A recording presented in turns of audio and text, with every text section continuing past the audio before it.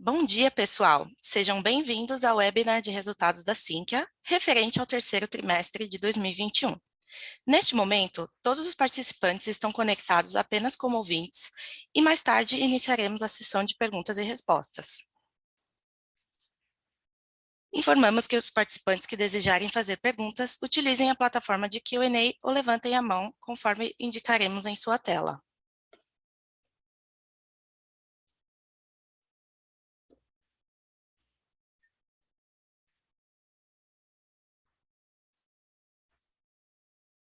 Durante o webinar, compartilharemos a apresentação em português e, caso esteja acompanhando em inglês, sugerimos que baixe a apresentação no link disponibilizado no chat. Lembro que todos os materiais com os resultados deste trimestre estão disponíveis no endereço eletrônico ri.sinqia.com.br. Estão presentes conosco Bernardo Gomes, diretor-presidente, Léo Monte, diretor de Marketing e Inovação, e Tiago Rocha, diretor financeiro e de Relações com Investidores. Agora, gostaria de passar a palavra ao Bernardo. Por favor, Bernardo, pode prosseguir. Obrigado, Gabi. Bom dia, pessoal. Muito obrigado pela presença aqui na nossa apresentação de resultados. Eu vou começar aqui pelo slide 4, onde a gente anuncia com entusiasmo aqui os excelentes resultados que nós tivemos nesse trimestre. Começando aqui pelo quadro da esquerda, onde a gente mostra os destaques financeiros, a gente teve uma receita recorrente recorde de quase 290 milhões, 88% acima do que no mesmo período no ano anterior. A nossa receita líquida superou os 90 milhões de reais, crescimento também de mais de 74% em relação ao terceiro trimestre de 2020. As receitas recorrentes atingiram 81,4 milhões, um crescimento também de 74%, e um nível de recorrência que se aproxima dos 90%. Então, isso é bastante importante em termos de previsibilidade e garantia das receitas futuras, né? Uma receita recorrente em torno dos 90% do total. Atingimos um EBITDA ajustado de 16,6 milhões, também um crescimento bastante significativo, mais 88% do que foi no mesmo período do ano anterior, e atingimos uma margem ajustada de 18%, crescimento de 1,3 pontos percentuais em relação ao ano anterior.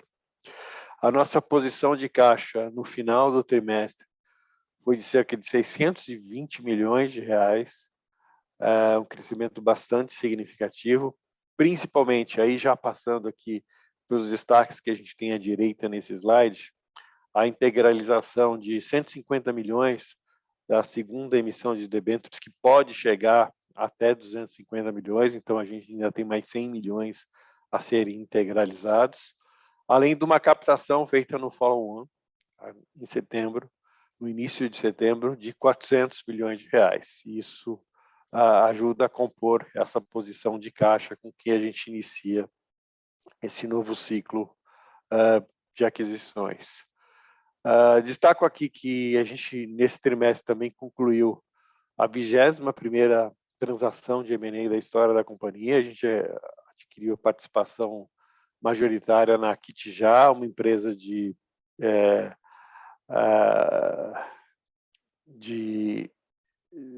negociação de créditos, totalmente automatizado. A gente vai destacar um pouquinho isso um pouco mais à frente. Selecionamos também a Canary como mais uma parceira em Venture Capital. A gente já tinha parcerias estabelecidas com Astela e Parallax, e a Canary agora é mais uma parceira nesse sentido, de forma a ampliar nossos investimentos em Corporate Venture Capital. Nós também, nesse trimestre, anunciamos o nosso segundo investimento direto, o investimento na Cashway, que é uma empresa especializada em Banking as a Service, principalmente para cooperativas e SCDs. E, por fim, a gente firmou uma parceria com a TechRules, uma solução para gerenciamento de patrimônio que vem complementar o nosso portfólio para a vertical de fundos. Então, eu destaco aqui que esse foi um excelente trimestre tanto nos resultados financeiros quanto nas realizações feitas pela empresa.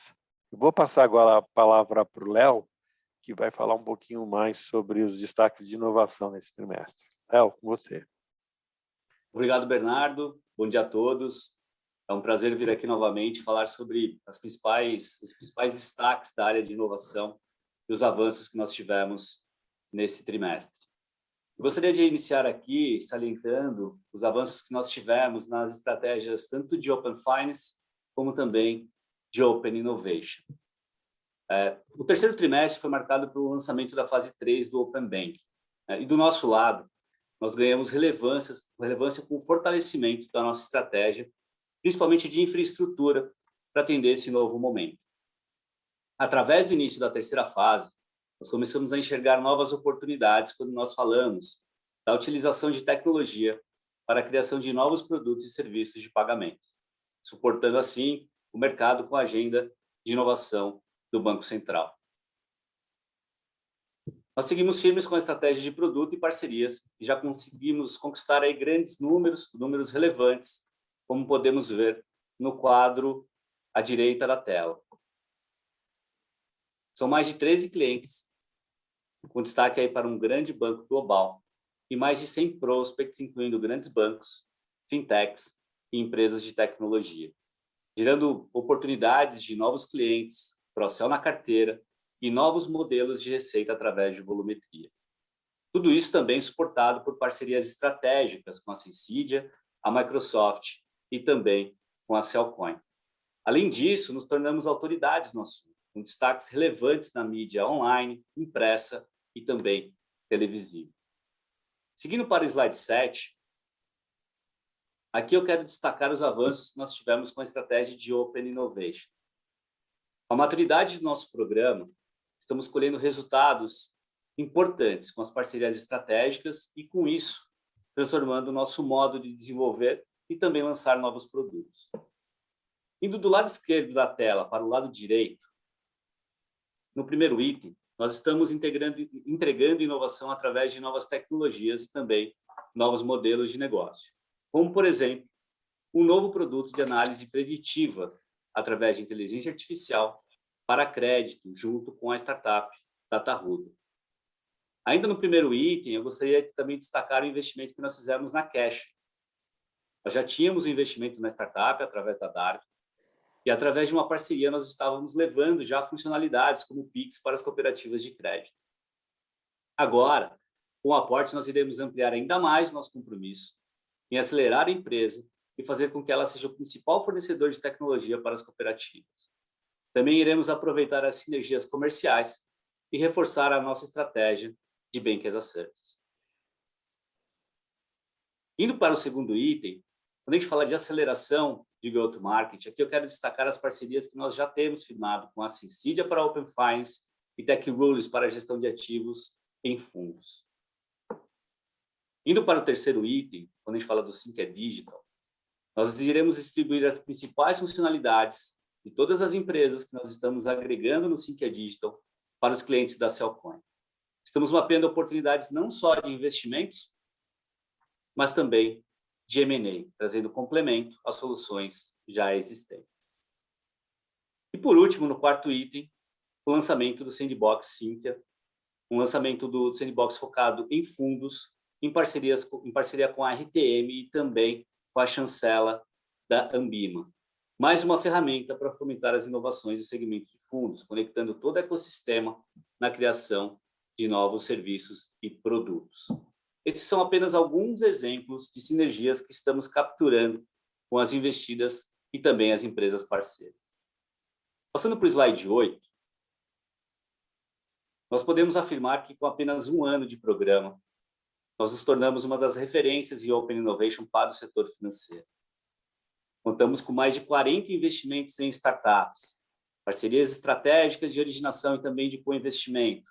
Estamos presentes em eventos, publicações, e isso é muito positivo.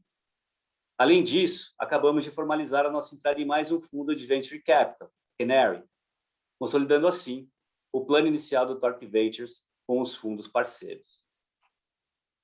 Um dos focos desse novo fundo da Canary será investir na segunda onda das fintechs em estágio early stage. E isso nos habilita a novas oportunidades de negócios, de investimentos e também de co-investimentos. Nós também firmamos parceria com a Wimpact. A Wimpact é uma venture builder focada em negócios com base de tecnologia fundada por mulheres. Nós formalizamos uma aliança estratégica com o objetivo de trazer diversidade para o nosso portfólio e incentivar o empreendedorismo feminino no mercado financeiro. E nós não vamos parar por aqui. Existe ainda muita coisa para fazer, muito trabalho. O mercado está super aquecido. Nós estamos focados no desenvolvimento tanto de investimentos, de novos investimentos, como também na integração com o portfólio das investidas. Agora eu vou passar a palavra para o Thiago Rocha, que vai falar sobre M&A e o nosso novo ciclo de crescimento. Obrigado. Obrigado, Léo. Bom dia a todos. Espero que o pessoal que nos acompanha nessa conferência esteja bem. E eu vou começar pelo slide 9, reforçando uma mensagem que o Bernardo colocou há pouco, de que a gente está começando nesse momento um novo ciclo de consolidação. Esse terceiro TRI de 2021 talvez seja um dos trimestres mais importantes na história da Sinqia, desde que a companhia abriu capital. Mas antes de falar desse novo ciclo, eu queria só fazer uma breve recapitulação do ciclo anterior, né? A gente também, nesse terceiro TRI, concluiu um movimento de consolidação que foi iniciado no final de 2019, com uma expansão significativa tanto do ecossistema Sinqia quanto dos nossos resultados, né? Um ciclo bastante intenso, iniciado no final de 2019, marcado por uma pandemia no meio do caminho, que impôs desafios adicionais à Sinqia, a todo o mercado, e mesmo diante desses desafios, a gente conseguiu empregar 90% dos recursos do follow-on de 2019, a gente conseguiu realizar 6 aquisições muito estratégicas para a nossa empresa, e por que não dizer, a gente conseguiu uma expansão muito grande dos resultados, né? Num ciclo aí de pouco menos de 2 anos, a Sinqia partiu de uma receita líquida de 175 milhões de reais para 351 milhões de reais, ainda no segundo TRI, a run rate, ou seja, a empresa dobrou de tamanho em menos de 2 anos e também mostrou uma evolução muito significativa da lucratividade. A nossa margem EBITDA saiu de 12% para pouco mais de 22%, um ganho de 10 pontos percentuais. Portanto, a gente vem aqui a fechar um capítulo nesse terceiro TRI e já passando para o slide 11, também abrir um novo capítulo da nossa história, né? A gente, nesse terceiro trimestre, inicia um novo ciclo de consolidação e esse ciclo tem por objetivo completar a jornada do nosso cliente, né? Assim que já estava presente em alguns steps dessa jornada e agora vai reforçar as soluções que ela já tem e também buscar novas soluções para completar as etapas onde ela ainda não estava presente. Então, esse é um caminho que a gente já veio trilhando ao longo do ano de 2021. A gente passou a atuar na etapa de onboarding do cliente com a aquisição da Simpli, na etapa de venda do produto com a aquisição da FAPWeb, e acho que um dos principais fatos que a gente teve aqui nesse terceiro trimestre foi também a entrada na etapa de monetização do cliente com a recém-anunciada aquisição da Kitjá. Para quem ainda não conhece a Kitjá atua no mercado de recuperação de dívidas. Então, de uma forma muito resumida, a empresa celebra contratos com instituições financeiras e essas instituições financeiras fornecem uma determinada base de dados de devedores. A Kitjá processa essa base de dados, seleciona os devedores com maior propensão a fazer o pagamento das suas dívidas vencidas, adota ações de estímulo a essa base de devedores e consegue recuperar uma boa parcela das dívidas, né? Então, a Kitjá se encaixa muito bem nessa etapa de monetização do cliente, mas se encaixa como exatamente? De 2 formas, né? Primeiro, porque ela auxilia as instituições financeiras a recuperarem o crédito concedido. Então, para que a operação de crédito seja rentável, obviamente a instituição precisa recuperar os valores que ela concedeu, mas não é só isso, a Kitjá ajuda também a instituição financeira a recuperar o próprio cliente, né? Existem processos de cobrança que em algumas situações atendem ao primeiro objetivo de recuperar os valores, mas são péssimos do ponto de vista da relação com o cliente final. E a Kit já é diferente, ela tem uma abordagem diferente que recupera não só os valores, mas também o cliente que volta a fazer negócios com aquela instituição financeira.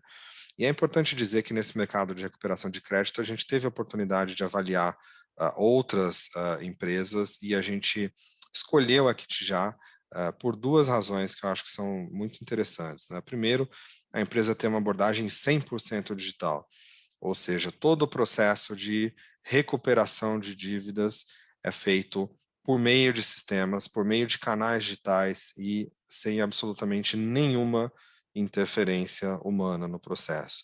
Não existe call center, não existe telefonema. O que existe é a tecnologia trabalhando para fazer a recuperação de dívida de forma muito eficiente, recuperando grandes volumes com custo muito baixo, né?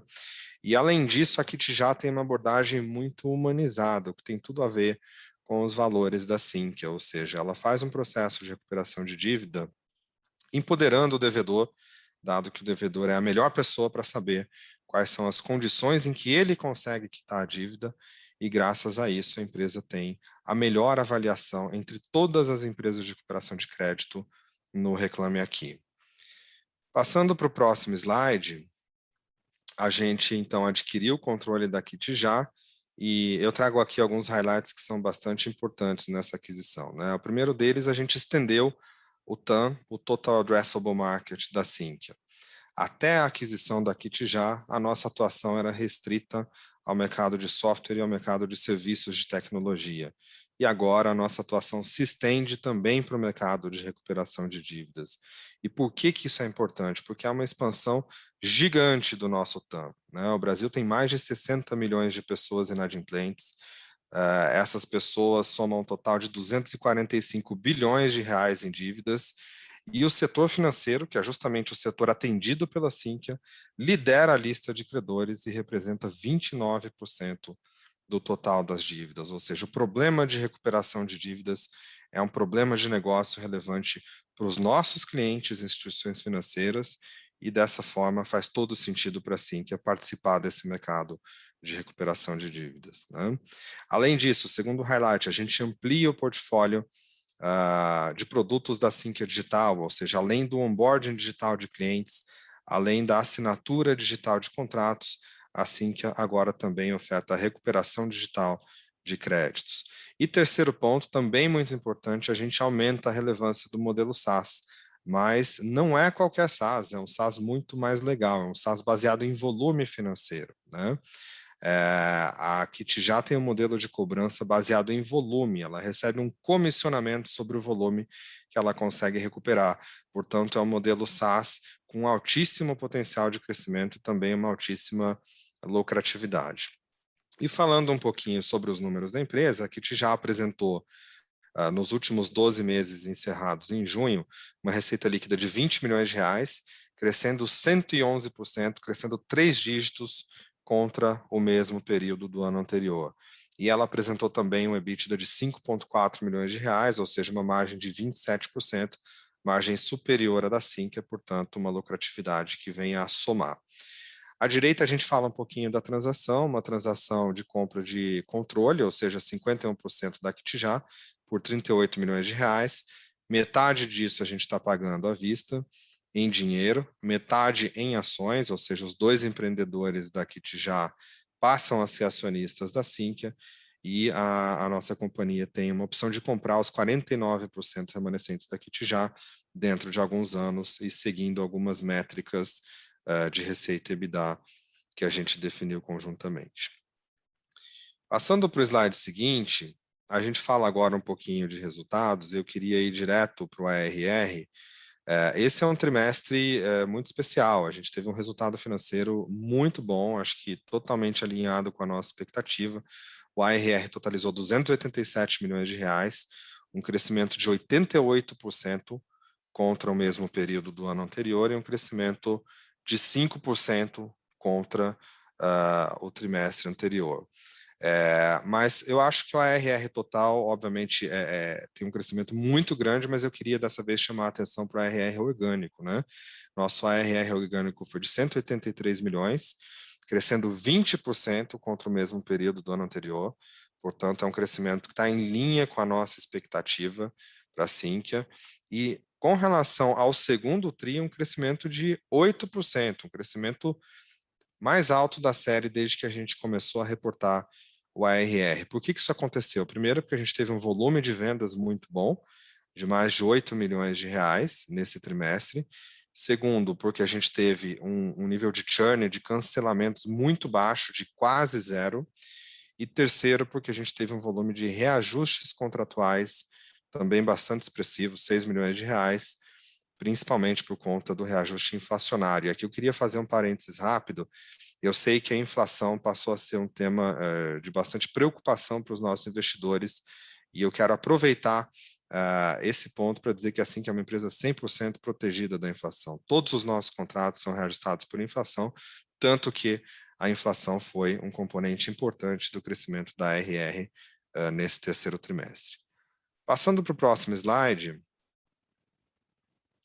a gente teve nesse terceiro TRI uma receita líquida total de 92 milhões de reais, crescendo 74% sobre o mesmo período do ano anterior e alcançando mais um recorde trimestral.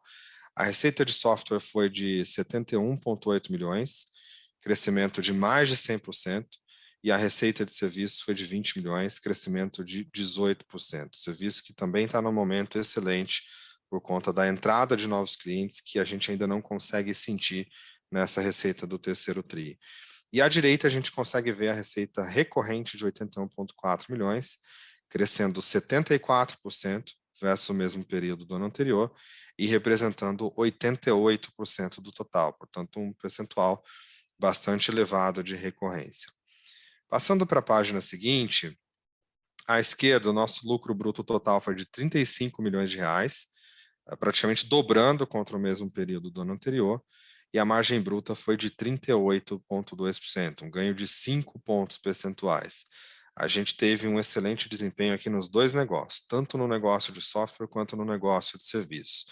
No gráfico ao centro a gente consegue ver um pouco mais sobre software, com lucro bruto de 30,7 milhões de reais, crescendo 127%, e uma margem bruta de 42,8%, um ganho de 5 pontos percentuais. Por que esse ganho aconteceu? Porque entraram novos negócios com margem mais alta, especialmente os negócios que vieram das aquisições recentes e das aquisições de Sinqia Digital, Simple e FapWeb, né? Por outro lado, nos negócios previamente existentes, a gente vem tendo um aumento de custo com a expansão do time de P&D, que é uma expansão muito importante para a empresa, né? Uma expansão que visa atualizar, integrar melhor o nosso portfólio de produtos e certamente vai trazer muitos ganhos a médio e longo prazo. À direita, a gente consegue ver o lucro bruto de serviços de 4,5 milhões de reais, crescimento de 14,4%, com margem bruta de 22,1%, uma pequena perda de 1 ponto percentual. Mas aqui eu queria lembrar que a gente teve reclassificações contábeis, a linha de depreciação e amortização, que antigamente era contabilizada só em despesas, foi parcialmente reclassificada para os custos e também para os custos de serviços. Ou seja, sem essa reclassificação contábil, o negócio de serviços apresentou, na verdade, um ganho de margem de 2 pontos percentuais. Passando para a página 17, a gente observou nesse trimestre um incremento nas despesas que se deve principalmente pela consolidação das aquisições, né? Foram 6 aquisições aí nos últimos trimestres e, consequentemente, as despesas são absorvidas em várias linhas das nossas demonstrações financeiras. Então, à esquerda a gente vê despesa total de 20 milhões de reais, um incremento de 132%, representando 21,7% do total, um aumento de 5 pontos percentuais. Esse aumento está praticamente todo no G&A, dado que as despesas comerciais e marketing tiveram redução. No gráfico central, a gente pode ver um pouquinho mais sobre isso. As despesas gerais e administrativas foram de 16 milhões de reais, um incremento de 177%.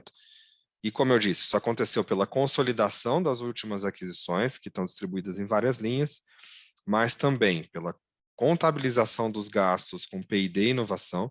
esses gastos estavam em custo, agora estão em despesas, e também pela contabilização de provisões, especialmente as provisões para bônus. A empresa vem tendo um ano excelente, vem cumprindo com as suas metas internas, portanto, o nível de provisionamento de bônus é maior do que no ano anterior. E à direita a gente pode ver as despesas comerciais e marketing, que tiveram, na verdade, um comportamento bastante estável, crescendo menos do que o crescimento da receita e passando a representar pouco mais de 4% da receita total. Passando para o slide seguinte, a gente, por consequência dessas movimentações, reportou uma evolução substancial no EBITDA e uma margem também muito elevada, né? À esquerda a gente vê que o nosso EBITDA ajustado foi de 16,6 milhões de reais, um crescimento de 88% contra o mesmo período do ano anterior, com uma margem de 18%, um ganho de 1 ponto percentual. E aqui eu queria notar, pessoal, que essa é a melhor margem EBITDA da Sinqia para um terceiro trimestre desde que a gente fez o IPO da empresa lá em 2013. Portanto, é um excelente resultado para um terceiro trimestre. À direita a gente consegue ver o lucro líquido, que foi de 3 milhões de reais, crescimento de mais de 200%, e uma breve explicação aqui sobre o lucro líquido. A gente teve esse avanço de EBITDA que eu já comentei, a gente teve também um crescimento das despesas com depreciação e amortização, que foram de 12,8 milhões de reais, crescendo principalmente por conta da amortização de ativos intangíveis das aquisições, que é uma despesa sem efeito caixa, importante dizer. A gente teve um resultado financeiro negativo de 0,3 milhão, praticamente flat na comparação com o mesmo período do ano anterior. E é interessante dizer que o resultado financeiro teve, de um lado, maiores gastos com juros, tanto juros das aquisições como da nova operação de debêntures, mas, por outro lado, esses maiores gastos foram compensados pela marcação a mercado dos investimentos do Torque Venture. É muito legal dizer isso. A gente já está colhendo não só o resultado estratégico, que o Léo comentou há pouco, mas também o resultado financeiro dos nossos investimentos. Um dos fundos investidos, a Parallax, teve um desempenho espetacular nesse terceiro TRI, por conta de um investimento específico que foi remarcado e, consequentemente, a gente vem trazendo esse resultado para o nosso lucro.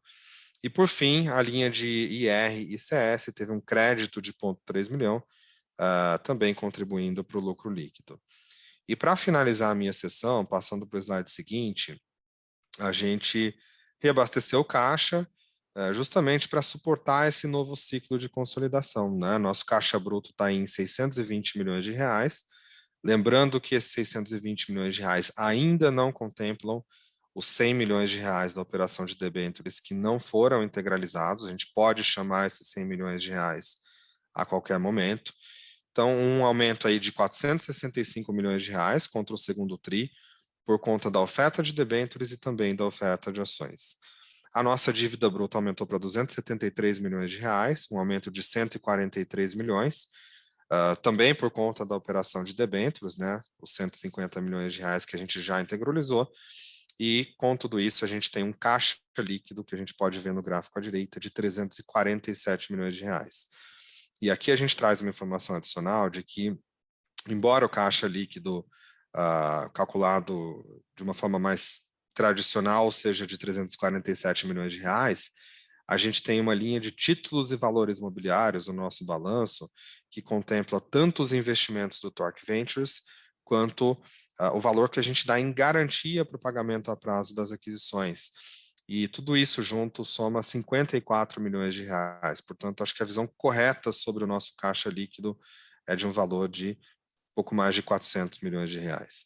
E agora eu queria devolver a palavra para o Bernardo para que ele faça a conclusão da apresentação. Bernardo, por favor.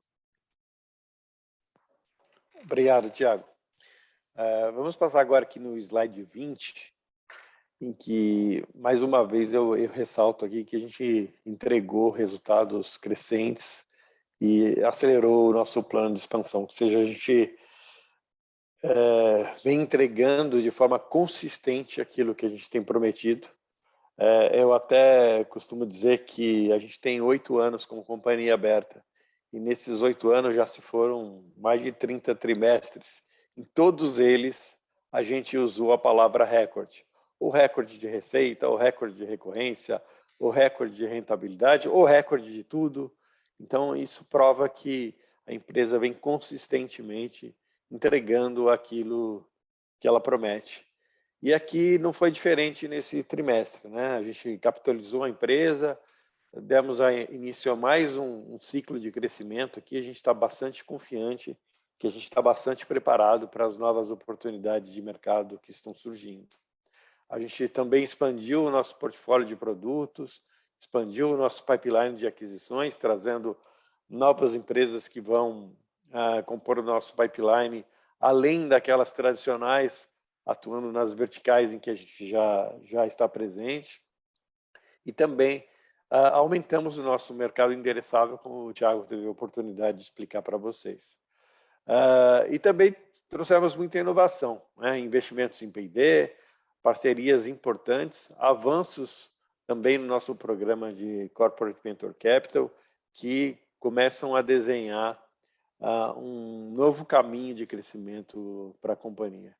E acho que tudo isso aqui é reforçado pelos resultados, né? Quando a gente olha os números que o Thiago mostrou aqui do último ciclo, a gente dobrou de tamanho no período aí de 2 anos, a gente mais do que triplicou o EBITDA nesse mesmo período, e por isso a gente está bastante confiante nesse ciclo que a gente começa agora, capitalizado e com inúmeras oportunidades de mercado que estão surgindo.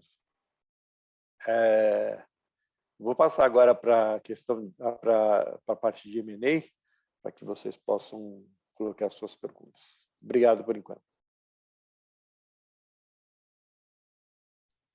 Iniciaremos agora a sessão de perguntas e respostas. Informamos que os participantes que desejarem fazer perguntas utilizem a plataforma de Q&A ou a ferramenta de levantar a mão da plataforma Zoom.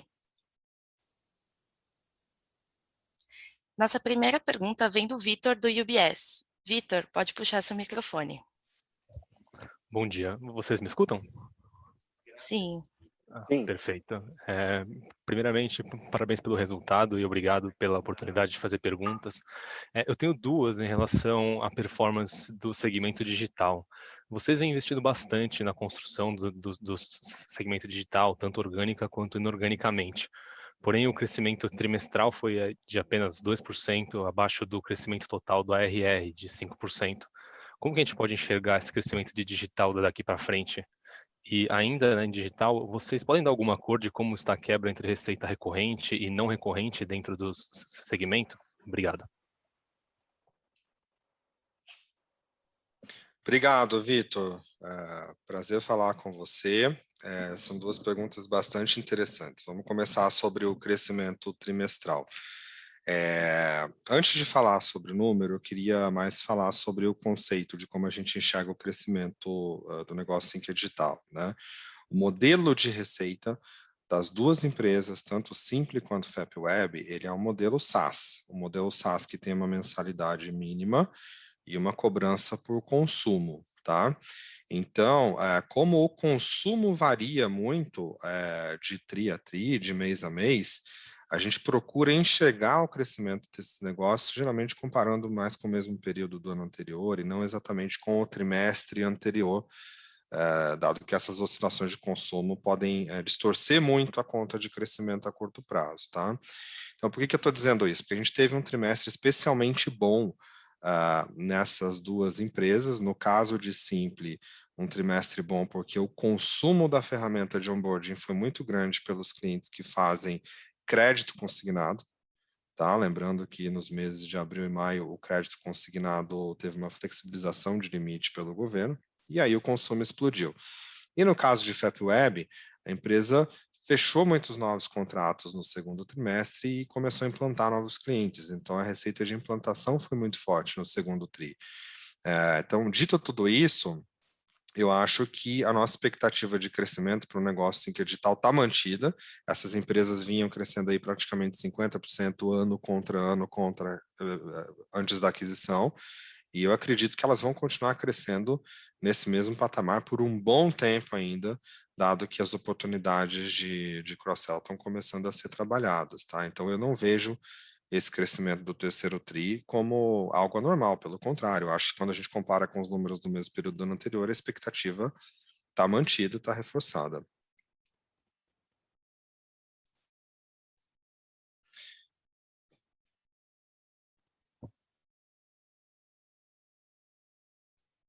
Bom, nossa próxima pergunta vem do Alexandre Massuda, da SFA. Alexandre, pode puxar seu microfone.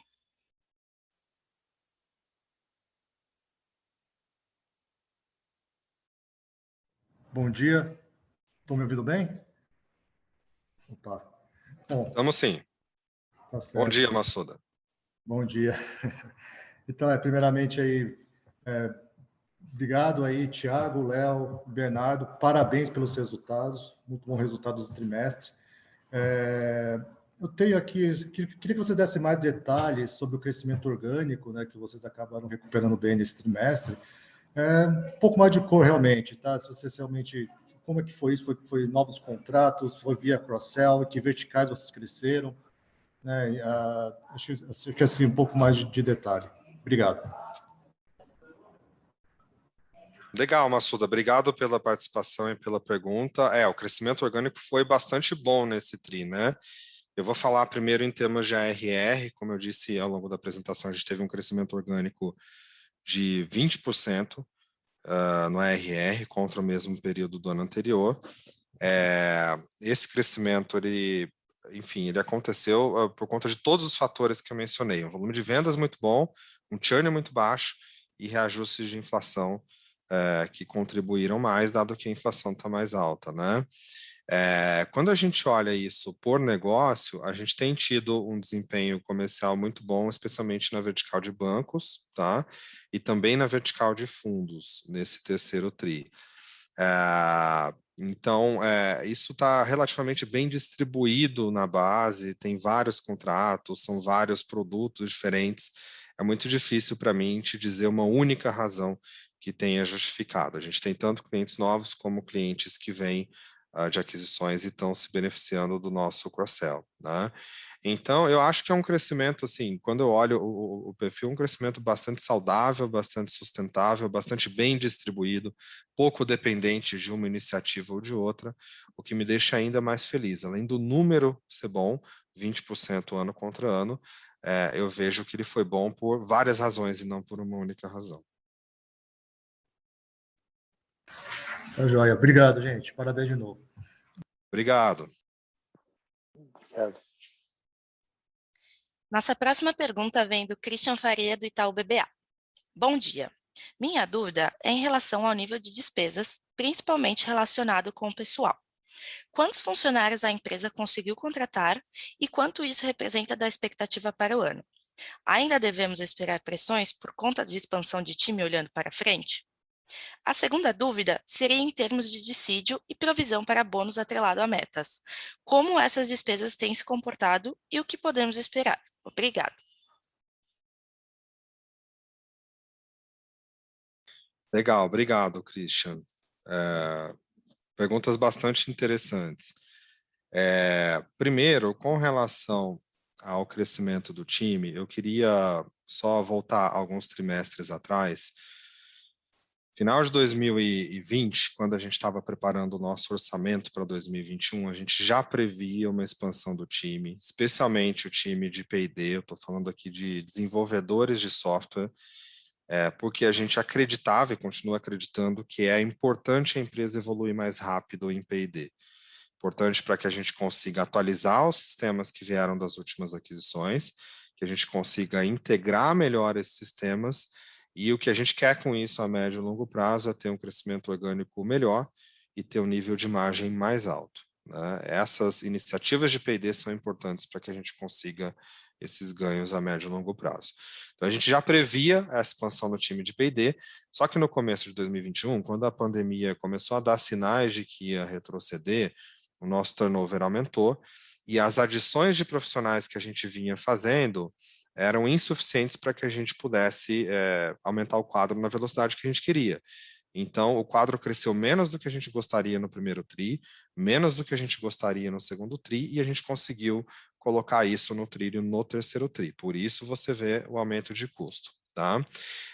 Olhando para frente, a gente espera outros aumentos? Não, a gente acredita que aquilo que tinha que ser feito já foi feito. A expansão de time no terceiro tri foi muito grande, agora existe um momento de acomodação, de encaixe, de ganho de produtividade do time que entrou. Portanto, a gente não acredita que isso deve gerar outras pressões olhando para frente. O PID deve seguir o crescimento da receita nos próximos trimestres, tá? E aí, respondendo a sua pergunta seguinte sobre dissídio e bônus, bom, primeiro, com relação a dissídio, a gente tem várias datas base, dependendo do estado. A maior parte do nosso quadro está em São Paulo e a data base é janeiro.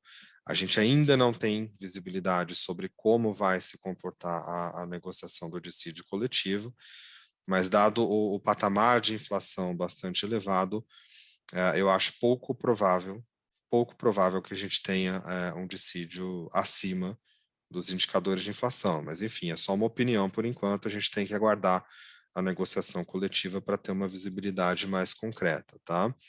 Por mais que o dissídio seja...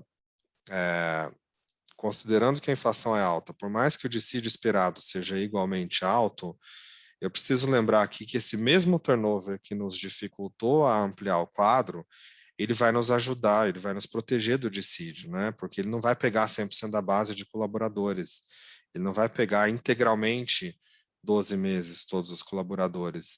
Então, eu acho que isso acaba sendo mitigado pelo turnover, que é natural do nosso negócio, e o que eu quero te dizer é, não, a gente não espera nenhum impacto em custo por conta da inflação, por conta de dissídio. As receitas estão corrigidas, os custos e despesas devem seguir no mesmo caminho, isso não vai pressionar a margem, tá? E por fim, com relação à provisão de bônus, a empresa tem as suas metas anuais e todos os meses ela faz um complemento ou reversão de provisão, dependendo do quanto a empresa está atingindo os seus resultados. E 2021 está sendo um ano muito bom.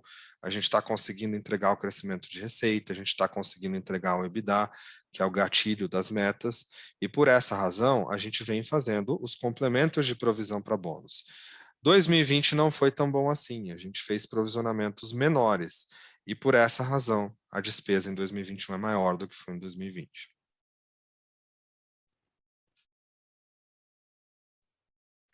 Nossa próxima pergunta vem do Carlos Herrera, da Condor Insider.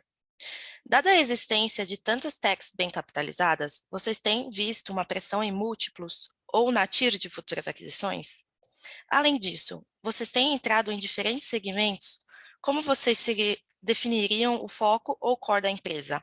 Quais segmentos novos seriam interessantes para vocês e quais não seriam core?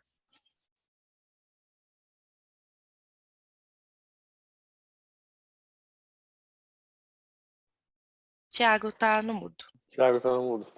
Desculpa. A gente não poderia terminar o call sem essa, né, gente? Não, sem essa não passa. Bernardo, eu vou responder a primeira sobre a questão das aquisições, pressão no múltiplo, e vou te passar para falar sobre o core da empresa, estratégia, tá? Claro. Carlos, obrigado pela pergunta. E sobre a questão de múltiplos, a gente, de fato, tem visto que o mercado teve um fluxo muito grande de dinheiro nos últimos 2 anos, né? Muitas techs recebendo aporte, mas o impacto disso no nosso negócio é muito pequeno, e na estratégia de aquisições é zero, tá? A gente não tem competido por aquisições. Eu acho que a melhor evidência que eu posso te dar disso é que a gente comprou excelentes empresas aí nos últimos trimestres, empresas muito boas, todas elas, e se eu puder dar um highlight, eu queria falar da G5 Digital, Simple, FapWeb, KitJa, excelentes empresas crescendo super rápido, com uma margem bastante rica, e a gente pagou níveis de preço que eu considero justos, entendeu? Então, a gente não tem tido pressão por múltiplo, assim que não é uma empresa que tenha a característica de comprar a qualquer preço, tá? Pode ser que eu passe 1 ou 2 trimestres sem fazer uma aquisição, mas eu nunca vou vir aqui me explicando para você que eu fiz uma aquisição pagando mais do que devia. Isso não vai acontecer. Então, a gente está muito tranquilo. Com relação ao impacto na taxa de retorno das aquisições, não, a gente não tem visto impacto por conta do nível de múltiplo, mas, obviamente, o custo de capital de todas as empresas, e o mesmo vale para a Sim, que aumentou com as taxas de juros, e isso faz com que a gente seja um pouco mais disciplinado na escolha dos investimentos. Mas eu acho que o nível de geração de valor das nossas aquisições é tão grande, que isso não faz cosquinha. Aí, Bernardo, eu queria passar para você agora falar um pouquinho sobre como a gente enxerga o nosso core. Tá bom. Obrigado, Thiago. Obrigado pela pergunta, Carlos. Acho que, assim, a forma como a gente enxerga, assim que é uma empresa que atua basicamente no mercado financeiro. Aí, quando você olha mercado financeiro, você tem que olhar de uma forma bem ampla. Todas as instituições financeiras presentes são alvos da companhia no sentido de entregar soluções para que elas processem os seus produtos. Isso sempre foi o nosso foco principal, possibilitar que uma instituição financeira processe e opere seu produto da melhor maneira possível. E mais recentemente, com as aquisições que a gente tem feito no Sinqia Digital, além de colaborar no processamento de produtos e operações financeiras, a gente tem expandido a nossa atuação para outros pontos da jornada do nosso cliente. Acho que, como o Thiago pôde explicar, no slide em que ele falou sobre a jornada, a gente tem procurado expandir a nossa atuação, auxiliando os nossos clientes na captura de clientes, na formalização de negócios, na rentabilização de negócios. Então, eu diria que, tentando responder de forma objetiva a sua pergunta aqui, nosso foco é mercado financeiro, então, mercado financeiro de uma forma bastante ampla, todos os segmentos, e tentando acompanhar toda a jornada do cliente, com foco principal nos produtos, no processamento dos produtos e das operações, mas também na maximização da jornada do cliente, no sentido de capturar clientes e rentabilizar esses clientes.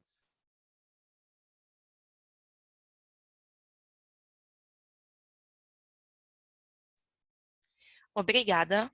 Não havendo mais perguntas, gostaria de passar a palavra ao Thiago e, na sequência, ao Bernardo, que fará suas considerações finais. Podem prosseguir, por favor. Obrigado, Gabi. Bom, eu queria deixar um convite, pessoal, para que todos que nos acompanham participem do nosso Sinqia Day, que vai ser realizado no dia 14 de dezembro. Em breve, o time de RI vai divulgar o convite oficial. Eu estou aqui mais para fazer um lembrete e pedir que vocês reservem as suas agendas, caso tenham interesse em participar. A gente deve ter um evento bastante legal, trazendo não só Bernardo, Luciano, como vários outros executivos da Sinqia, e conto com a presença de vocês, especialmente daqueles que acompanham o nosso case mais de perto. E agora, Bernardo, eu queria passar a palavra para você fazer as considerações finais, por favor. Também caí no truque do mudo. Obrigado, Thiago.